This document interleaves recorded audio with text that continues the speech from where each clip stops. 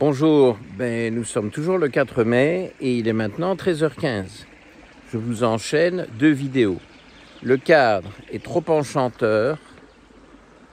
Partout, c'est superbe. Je vous confirme ce que je soupçonnais tout à l'heure, c'est-à-dire que le panneau qu'on avait vu, alors là, bon, je ne sais pas si vous allez trop bien voir, mais parce que c'est pas évident.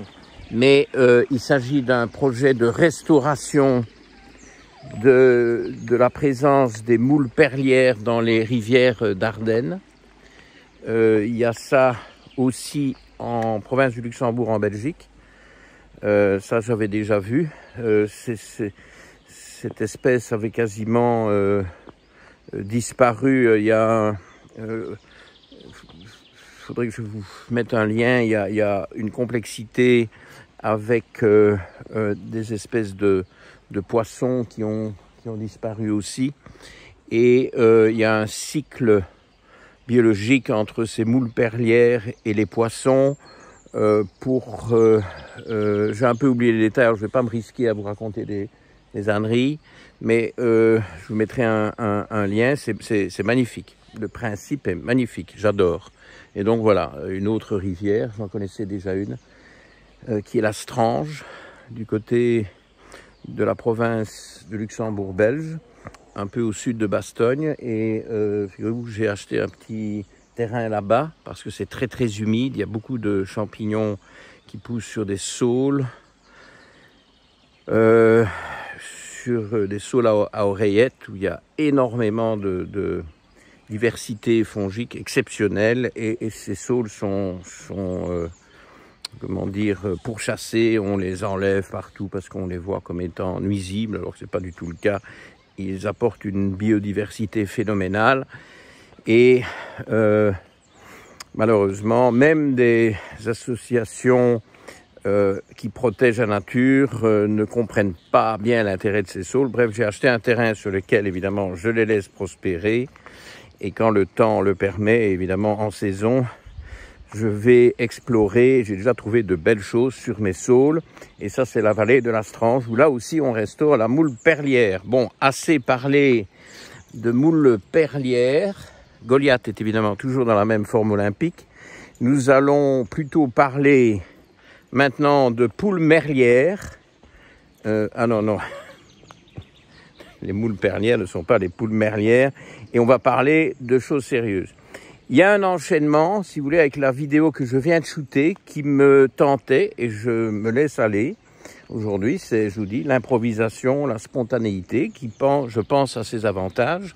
Regardez encore le chemin de rêve dans lequel je m'embarque. Regardez ça. Enfin, je nous embarque parce que Goliath est de la partie. Et l'enchaînement, il est évident que, vu que je viens de vous bassiner à la fin de la vidéo précédente avec l'immense problème de la surconsommation généralisée de glucides, qui touche tous les génotypes. Moi, je ne vous parle pas d'un génotype, que ce soit ApoE, et éventuellement donc 4, ou DIO2, et donc éventuellement DIO2 moderne, bon convertisseur de T4 en T3, ou encore amylase 1A moderne, c'est-à-dire beaucoup de copies de l'amylase salivaire, à opposer évidemment à la version ancestrale où il y a peu de copies. Ces gens-là sont mieux adaptés à la prise de glucides ou d'hydrates de carbone, c'est la même chose.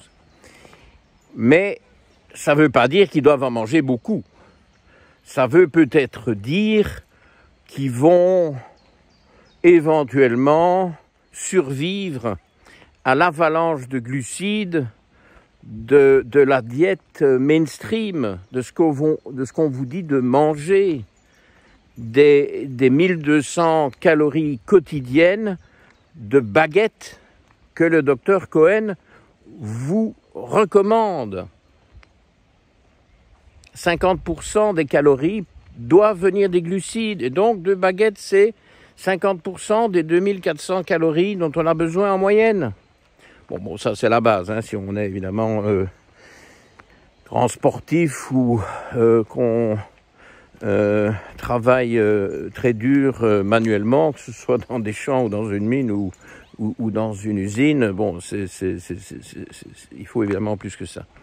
Bon, bref, le problème de l'excès de glucides se pose chez tout le monde, mais chez certains, c'est beaucoup plus aigu, beaucoup plus profond, parce que pour certains, les glucides sont quasiment toxiques. Chez ceux qui ont très peu d'amylase salivaire, et je vous renvoie aux vidéos que j'ai faites là-dessus, il y en a 3, et puis évidemment le sujet va être développé tant dans les masterclass que dans mon livre. Ces sujets qui ont très peu d'amylase salivaire sont intolérants aux glucides. Alors chez eux, c'est le shift nécessaire, le glissement nécessaire vers davantage de graisses et de protéines doit être majeur. Et alors, j'en profite pour vous rappeler, vous constatez que je mets toujours le mot graisse avant protéines. On n'est pas dans des diètes hyperprotéinées. Goliath qui s'enroule. On n'est pas dans des diètes hyperprotéinées. Ça, c'est très mauvais. De toute façon, s'il y a un excès de protéines, les acides aminés vont être recyclés par le foie en glucose et c'est la néoglucogenèse. Il y a des gens qui ont des hémoglobines glycosylées trop hautes par rapport à leur consommation de glucides. C'est parce qu'au lieu de faire du very high fat, very low carb, normal protein, ou normal high protein, donc protéines normales à haute, ils font de l'hyperprotéiné. Ils mettent l'accent sur les protéines. Oui, mais ça, c'est complètement mauvais, parce que s'il y a trop de protéines, de toute façon, le corps ne les accepte pas, ne les stocke pas, et va les recycler en glucose. Donc là, vous êtes tout à fait coincés, et ces gens-là ont une hémoglobine glycosylée plus haute que celle attendue en fonction de leur diète. Intéressant. Les cétogènes en parlent beaucoup, évidemment, de ce phénomène-là. Bon, les carnivores en parlent peut-être moins, quoique, parce que je vous ai promis un webinaire carnivore, mais il faut que j'explore la chose, parce que, bon, je commence seulement un peu à explorer cette nouvelle tendance, qui me semble exagérée, mais qui est quand même basée sur ce déséquilibre majeur dont je vous parle, dont je vous parlais déjà à la fin de la dernière vidéo. Pour la solution pour la glutamine, mais évidemment, c'est l'alimentation, pas la supplémentation. Et j'espère que vous aurez compris et entériné ça. Et si vous n'êtes pas d'accord, il faut me le dire dans les commentaires, parce que bon, c'est comme ça qu'on échange et qu'on avance, tant vous que moi. Et alors, cette histoire de besoin de diète very high fat, very low. Ah, il y a des sauts de Salomon qui sont en train de sortir, des alières. Ouf. Bon, allez, parce que bon, on n'a pas encore fait beaucoup de nature aujourd'hui. La fois dernière, on avait les chèvres au début. Alors, alière, vous voyez, la plante, c'est de l'alière. C'est le nom, voilà. C'est de l'alière, c'est le nom courant, le nom populaire, le nom vernaculaire, comme on dit, et voilà, ça sent très fort l'ail, très agréable. Oui, qu'est-ce qu'on veut de plus que de se promener dans les bois et de regarder, de sentir. Goliath, on fait, oui, on rentre, oui, on fait demi-tour. Ben oui, ça fait longtemps qu'on marche. Allez, viens, on rentre, c'est bon. Et donc, cette approche carnivore risque évidemment de tomber dans ce travers-là parce que, bon, on peut imaginer manger énormément de viande, pas que, aussi d'autres choses. Bon, on en parlera en temps voulu, mais ça peut facilement déboucher sur un excès de protéines. Mais ce qu'ils vous conseillent, et je pense qu'ils insistent énormément là-dessus, et j'apprécie, c'est qu'il faut prendre des viandes grasses. Et il ne faut pas enlever le gras de son jambon, ou il ne faut pas enlever le gras de sa pièce de viande. Il faut chercher justement des pièces de viande où, pour le bœuf, on dit persillé, ce fameux bœuf japonais là qui est évidemment très très gras et très très bon, parce que en fait non seulement du gras dans la viande c'est sain parce que vous respectez disons les équilibres entre graisse et protéines, il s'agit d'éviter de tomber dans l'excès de protéines par rapport aux graisses consommées. Et donc ça, c'est une première chose. Mais la deuxième chose, c'est le goût. Ça a très bon goût. Ah oui. Ça compte. Ok ? Parce que tous ces sacrifices que vous faites vis-à-vis de la nourriture, hein, bon, évidemment, moi j'aime bien les tartes au riz ou les tartes aux fruits. En Belgique, c'est imbattable. Imbattable. Enfin, les petites tartelettes aux framboises en France, avec leur pâte là, tout à fait particulière, c'était excellent aussi. Bref, je n'ai pas mangé ni l'un ni l'autre depuis 10 ans. Donc, j'ai survécu. Ça, parfois j'y pense, mais bon, ça ne m'empêche pas de dormir. Mais par contre, il faut alors venir avec d'autres choses qui sont agréables, qui ont du goût. Si vous perdez le plaisir de manger, aucune diète ne va fonctionner. Je me répète, j'ai déjà dit ça. Je sais que certains d'entre vous apprécient, me font la remarque positive, mais c'est bon de le redire. D'une manière ou d'une autre, il faut que le repas qui se prépare, même s'il va beaucoup plus du côté carnivore que du côté végétarien comme avant, parce que vous étiez dans trop de glucides, et évidemment les glucides, hein, des pommes de terre, les gens aiment bien les pommes de terre, ils aiment bien le riz. Ne parlons pas des pâtes et des pizzas, mais ça fait longtemps qu'on les a vilipendés, donc je ne dois pas revenir là-dessus. Mais évidemment, tous ces glucides sont agréables, il faut remplacer par quelque chose d'agréable. Eh bien, les viandes grasses, il faut un peu oublier les sensations masticatoires, un peu vous voyez, les choses qui sont un peu plus dures à mâcher, à manger, où il y a un peu de croquant, etc. Bon, ça, c'est des habitudes encore modernes extrêmement délétères où tout doit... Bon, à la limite, on n'a même plus besoin de marcher. C'est ça le succès des pâtes. Hein. Pourquoi est-ce que les pâtes et le riz ont tant de succès ? Ben, les gens ont faim, ils les avalent. Ils ne les mâchent pas, ils les avalent. Hop. Direct. La majorité d'entre eux n'ont pas assez d'amylase salivaire de toute façon pour digérer cette affaire-là. Et de toute façon, ils ne mâchent pas. Et donc, ils n'imprègnent pas leur salive. Donc, amylase salivaire ou pas, c'est pas digéré. Ça nourrit des dysbioses de fermentation. Enfin, bref, ça n'a que des inconvénients. Et évidemment, quand je vous disais, ils ont faim, ben, c'est parce que leur glycémie est instable. Et donc, forcément, ils ont faim. Et ils auront très vite faim après avoir bouffé ça. Mais évidemment, ce sera l'occasion de prendre un petit goûter avec des biscuits. Et oui. Ou alors un fruit pour goûter, parce que leur repas a déstabilisé leur glycémie. Bon, je vous promets, je ne m'embarque pas là-dedans. Je reviens à mes viandes grasses, à mes poissons gras, parce qu'évidemment, il n'y a pas que les viandes. Aux volailles avec leur peau, hein, aux abats. Les abats, il y a du gras, beaucoup de bon gras. Il m'en veut, celui-là. Il va se dire que je suis partout aussi. C'est la troisième fois que je le vois aujourd'hui. Donc, poisson gras, bien entendu. C'est quand même, la graisse de poisson est quand même géniale. Elle est très anti-inflammatoire, riche en EPA, qui est la molécule la plus inflammatoire du corps. Et puis, ne pas oublier les fruits de mer. Du calamar, c'est gras.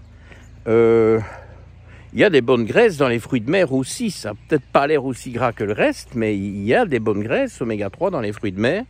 Et donc, ça fait partie du truc aussi. Je vous ai déjà dit 1000 fois, quand vous allez dans un bon restaurant typiquement espagnol, en Espagne, à Madrid ou ailleurs, eh bien, vous regardez sur les tables, pas des touristes, hein, vous regardez sur les tables des Espagnols, un tiers mange de la viande, un tiers mange du poisson, un tiers mange des fruits de mer.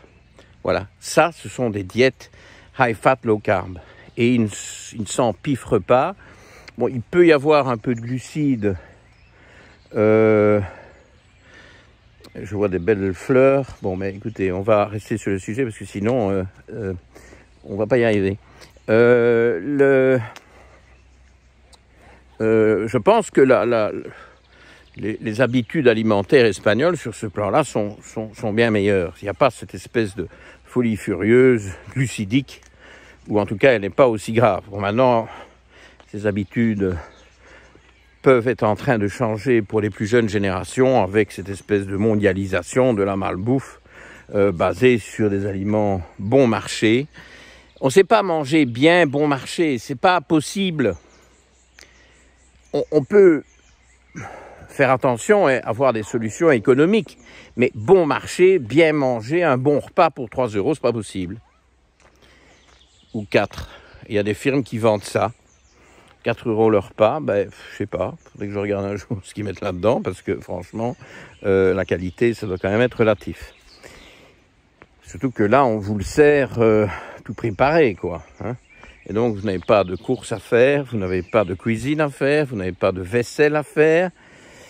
Et vous avez tous vos menus pour une semaine pour des sommes, en effet, économiques. Mais bon, ça me paraît plus tenir du miracle que de la réalité. Et les miracles, pas plus en médecine bling-bling qu'en alimentation, on va dire, artificielle. Eh bien, je n'y crois pas. Donc, j'ai des doutes sur la qualité de ce genre de repas parce que on ne sait pas donner la qualité pour 4 € par repas.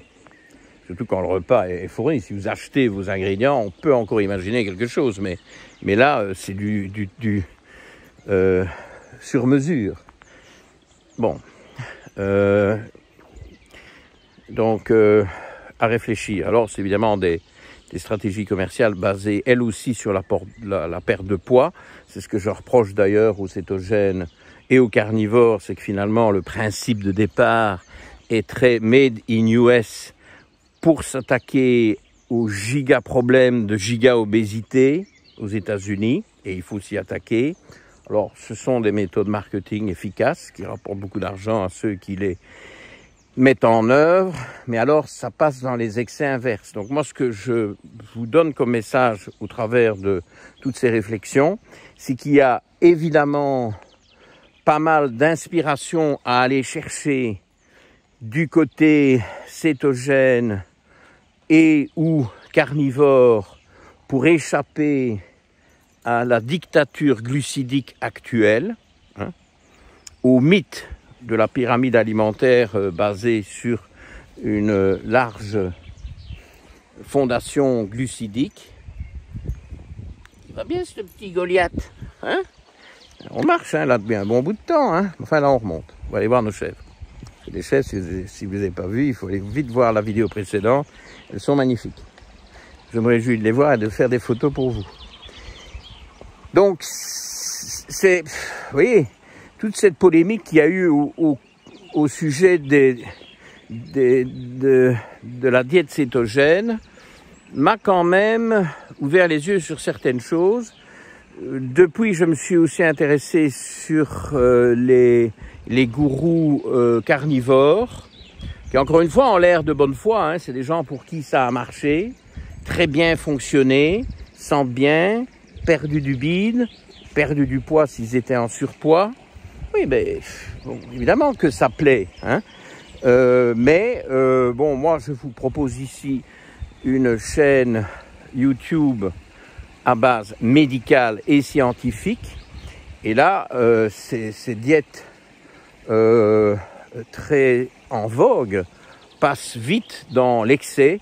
Et la grosse erreur, je vous le répète une fois de plus, c'est que contrairement à ce qu'ils vous disent, non, ce n'est pas bon pour tout le monde. Il y a des précautions à prendre. Il n'y a rien de bon pour tout le monde de toute façon.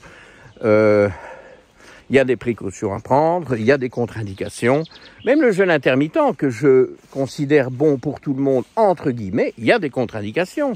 Ne vous embarquez pas dans le jeûne intermittent si vous êtes trop maigre, en vous disant que grâce à ça, vous allez reprendre du poids. C'est pas du tout garanti. Travaillez finement avec un médecin qui connaît bien la nutrition pour gérer ça et puis qui connaît bien aussi les intestins et les hormones, parce que si vous êtes trop maigre, il y a certainement des raisons, sauf si vous ne mangez pas assez. Bon, ça c'est évident.